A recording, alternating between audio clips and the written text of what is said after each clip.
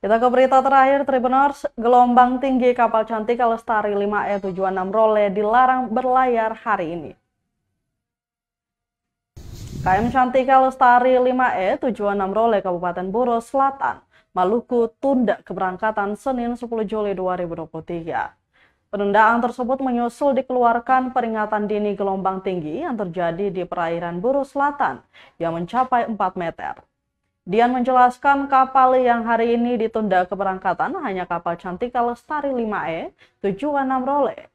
Sedangkan kapal Cantika 8F sampai saat ini masih berada di Namlea. Tidak hanya itu, Tribuners, kapal Barcelona 1 dari Maluku Utara ke Ambon juga seharusnya sudah tiba dari pagi tadi. Namun karena gelombang tinggi, kapal tersebut mengalami keterlambatan dan akan tiba sekitar pukul 3:30 sore.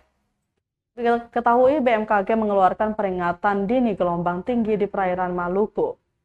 Tinggi gelombang 1,25 sampai 2,50 berpeluang terjadi di Laut Seram, perairan Pulau Ambon dan Lease, perairan Selatan Seram, perairan Kepulauan Aru, sementara tinggi gelombang 2,5 sampai 4,0 meter berpeluang terjadi di perairan Buru, Laut Banda, perairan Kepulauan Tanimbar, perairan Kepulauan Babar, perairan Kepulauan Kei, perairan Kepulauan Sermata, Kepulauan Leti, Laut Arafuru.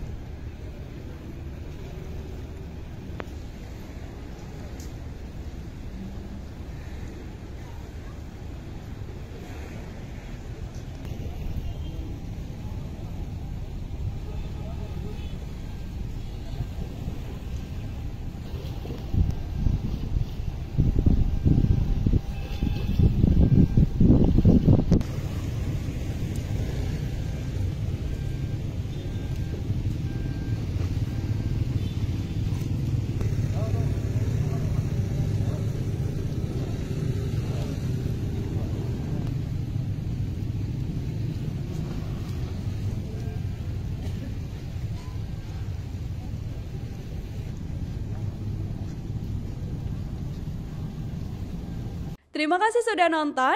Jangan lupa like, subscribe, dan share ya.